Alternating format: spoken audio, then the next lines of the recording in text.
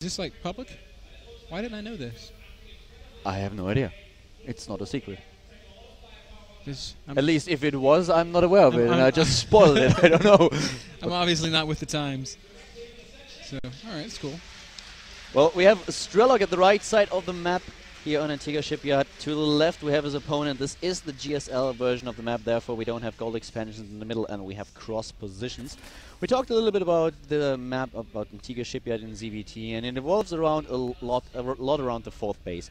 It's kind of easy for both players to take a third, but it's going to be really, really hard to take the fourth base. You have to spread out your army quite a lot across the, well, basically across the entire map if you want to defend against any drop play, against any incoming shenanigans, which is one of the reasons why a lot of Zerg players prefer Ultralisks over Broodlords, because Broodlords are just very, very, very slow, so it's hard to defend your bases. At the same time, if you attack and your anti-air gets killed, you are caught out of position with the Broodlords. It's just so hard to retreat, and you might lose your entire army. So quite often, Ultralisks are the weapon of choice for our Zerg players. And let's see what Strelok is going to do, especially in the later stages of the game. Drop play is very, very powerful. Command center first from Strelok. Cutting a few corners. I love it, man. I love it so much. Lucky has gone hatch first again. He's virtually incapable of punishing this CC first. And, well, he has gas, and I've seen Lucky play Roach Baneling on this map quite a few times. So it's going to be interesting to see if he's scouting. Oh, he has a drone. He has a drone in position. He knows exactly that there's a command center. We might just see once again a Roach and Baneling attack, and followed up by a third base and a lot of drones. Well, we will have to just wait and see exactly how many drones Lucky gets going, if he stops around 30, 35, or if he continues to power. We will see. I used to just Baneling bust whenever I would see Command Center first, and now Terrans are so good that it never works. Yeah. It's also quite interesting. I talked to a lot of Terran players. I talked to a lot with Major about it.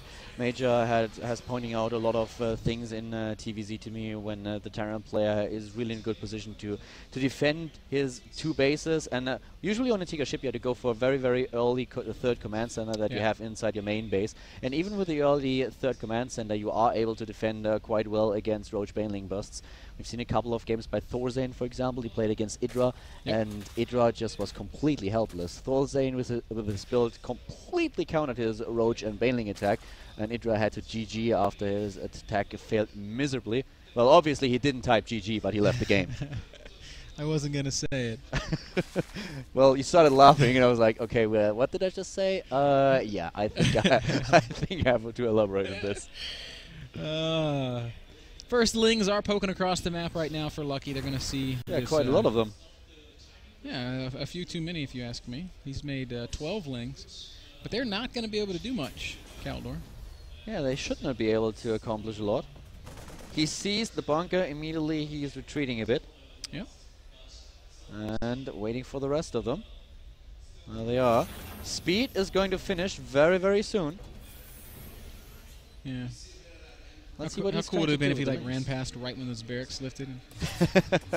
Yeah, I think they would have been asking for too much. It's never too much to ask, Khaldor. Starport going down, and it's going to be a tech lab once again, so Strelok going to play Banshee. Yep. Here on Antigua. Indeed he will. He's already going for the tech lab and switching with the barracks after this. So having a quick look at the main base of Strelok, he's now at a harvester count of 32. He's not going for any Roach Warren. He has no gas mining, so we definitely won't see the attack that we've seen on the last map. We won't see any Roach Baneling all in. Here comes the third hatchery, and this is exactly what we usually see on Antigua Shipyard nowadays. We have the early third, a little bit of a delayed tech, and then he will be able to take his third base. We have the third hatchery, not the third base, because he just can't get past the Hellions. Trying to get into the main base, not able to do so. The Zerglings still trying to do a little bit of pressure, but Strelok is on top of things. Yep, both players playing pretty well here in the early game. So if you had a chance to talk to Korean players about this in-base third hatch, like, what do they say? Well, on Antigua you can play very Ling heavy, and for example, Linok is one of the players. There's the double evolution chamber. I was just to point out that he really loves to play Ling heavy with the double upgrades, and this is exactly what you need the third hatch for. It's kind of difficult to defend the third base, so you usually start with an in-base hatchery, and later on you just expand once again to the right side. And with 3 bases and the queens, you just have enough lava that you can build tons of Lings and can punish your opponent if there is some kind of timing window. I've seen Linok play against Moro, for example, and as Moro plays Terran against Zerg, I've seen a game between Linok and Moro where Linok just realized at some point that Moro was really spread out very thin, and he built like 50 or 60 Zerglings and just crushed him. It was really painful to watch. Moro had no chance whatsoever, and this is exactly the opportunity that you have with this build. Huh. Yeah, we see that third command center going up for Strelok. It's about halfway done. He did get Cloak, and he's waiting for 2 or 3 Banshees before he moves out, revealing them. In this case, I really don't like Strelok going for Cloak. I feel like it is such a huge investment. And it's super late. Yeah, it's super late. There's no detection down just yet, but layer will be done, I guess, shortly. Well, Banshees might have a few seconds of free reign. And at the bottom we have the Hellions now trying to take on the Spinecrawler, but if Strelok doesn't pay attention, if the Lynx go in for the surround, then he will have a slight problem. There's the drone trying to take the third now, and the Queen was already in position to transfuse the Spinecrawler if need be. He realizes that he doesn't have to, and therefore retreats. There come the 2 Banshees into the main base. Do we have detection? I actually don't think we do. No detection, no spores. Layer is finishing. Strelok is not going for Queens. He's going to go right after these drones and get as many drone kills as he can. And it's going to have to be a lot to justify this heavy investment, man. It actually will be a lot, I think. We have the Overseer morphing, but look, he already killed 5 of them. And if he's focusing correctly, then he can kill a lot of them. 8 go down, and we have the Queens in position, but he should not be able to snipe them. Yeah, and that's all he's going to get. He's gotten 10. Maybe he'll pick up 1 or 2 more here or there. It does put him ahead in workers, 44 to 41. So. Maybe that's what it takes. This is something I've seen Cass do. This very opening, the fast command center into Banshee. It's just like constant pressure. Oh, if he spreads his creep now, if Lucky realizes that he can now spread his creep, then he will be able to. Yes, he is. Yep. He is. He's moving into position, but the Marines are already present. So he's just losing the Overlord, not accomplishing anything at all. Takes 1 small dump, but then gets turned around.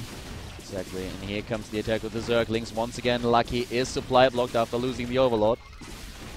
Banshees continue to be effective. Pick off a creep tumor, kill a couple more Lings, or maybe forcing a cancel on a creep tumor. Strelok is playing really well now. He is in a very nice lead. He has 108 supply against 72 at the same time. We have Lucky now with the 3rd base, but Strelok is establishing the 3rd orbital. And +2/+2 attack coming up for Lucky. But it does not look very promising for him, to tell you the truth. Lings, yeah, that's not going to get anything done. You know, I've got to say, after thinking about it some, I think Strelok's Cloak Banshee play after Command Center first actually makes a lot of sense. Like, going Cloak Banshee is like a big gamble because you give up so much economy. In this case, he established that economy first. So all the Cloak Banshees did was kind of make his opening better, right? If he does 0 damage, then obviously we can say that it's wasted. But how hard is it to do 0 damage with Cloaked Banshees? It's almost impossible. You're always going to kill something. Yeah, and he killed like 10 drones, so that was definitely not the worst trade. We have Strelok with 40 supply ahead, and this is just insane. I mean, yeah. Now, Lucky has +2/+2. He has Infestors. He has Pathogen Glands. So in regards to his tech, he's in a really good position. He's still on 3 bases. The Banshees, by the way, trying to attack once again, but they are spotted. Walking into a Spore Crawler there. Got to be careful. Yeah, you're right. Strelok does have a big supply lead. We have to keep in mind, though, that Lucky plays a very supply, unintensive style here with this Infesterling. A Zergling is half a supply. So, I mean, he's got... wow. Actually, no, his army is pitifully small. He only has 16 Lings out. Oh my gosh. He's building 22 additional Lings, and he is going for the Hive Tech already. Hive Tech at 1330. And, well, 60 supply lead for Strelok, though. Strelok is looking pretty strong now. Just completed his combat shield, and he's on a +1 attack upgrade, but +2/+2 will hit very soon for Lucky, and that might put him into a position where he can actually engage his opponent's army. This is a terrifying push from Strelok. 160 supply, tanks are out. Lucky is going to come over here with the Infestors. No, Lucky, don't do that. Walking into tank range, loses an Infestor immediately. He has to be really careful, especially with the medivac. With the 2 medivacs, they just heal the damage immediately. More infestors are being built. He has 5. He will be on 8 very soon. We have the Spire halfway done. Additional spine crawlers are being built. And once again, the infestors just waiting for the Marines to engage so that they can use their fungals. Where are those spine crawlers being built? I think in the main base, I'm probably. so confused. Yeah, they are in the main yeah, base in order to shut down the drop play. Okay, cool.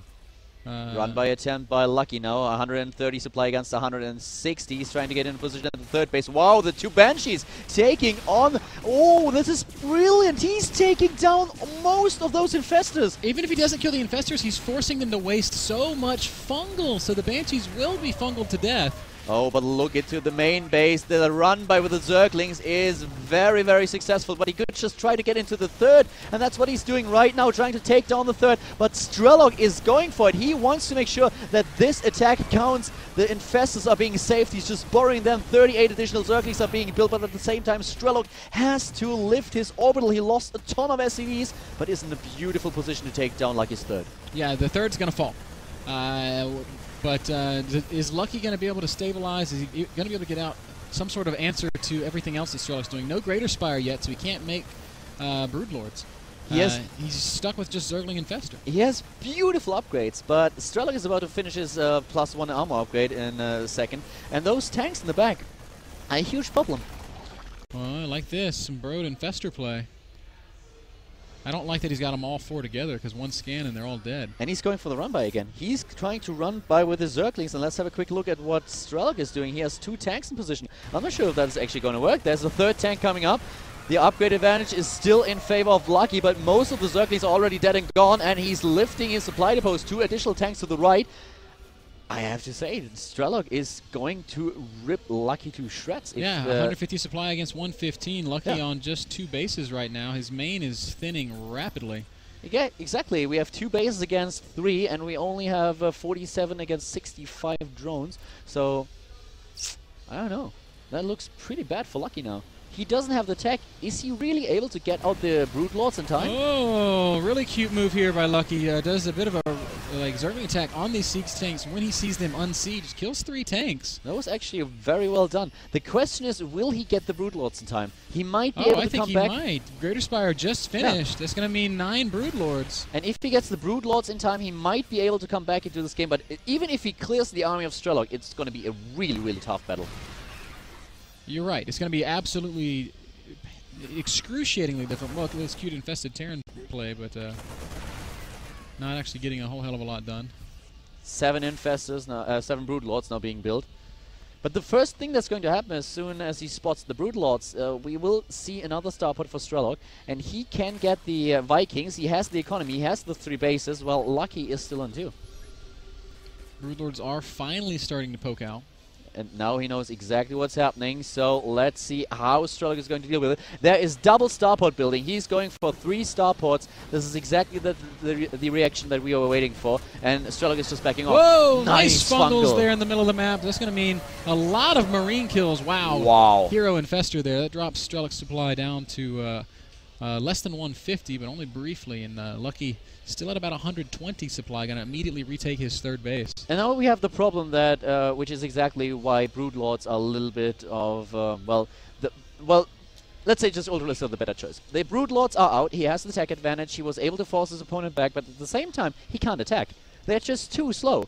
They can't just fly over the map. It is way too difficult for him to be aggressive now. Ultras are definitely the more mobile choice, but you cannot play Ultra from behind. It's impossible. No. You will never, ever, ever win from behind with Ultralisks. No, but the thing is, what can Lucky actually do? The only thing that he can do is he's going to hover there. He's going to try to take a 3rd base. Strelok is uncontested. He's going for another command center right now. He already starts the +3 attack upgrade. He's getting tons of Vikings, +1 attack for the Vikings as well. His economy is so great. 53 harvesters against 62, 3 base against 2 still. And he can just pick the engagements. He can make sure that whenever he's trying to attack his opponent, that Lucky needs to play defensive. Therefore, he can take a 4th base. He might even be just able to take a 5th. Sure. Yeah, I definitely agree. But I mean, I don't think going Ultralisks in a situation like this would just be suicide. This way, at least, Lucky can muster like an ultimate army and try to win that way. Now, well, let's get back to this point in a second. Right now we have the Brute Lords just going in. Nice funnels going off for Lucky, but I don't think it's going to be enough. He's just stimming in with all the Marines at the same time. We have the Vikings. Wow, Strelok's just got way too much. Yeah. What a great engagement by the Terran player, and he is going to steamroll right through Lucky. GG. GG, that's it.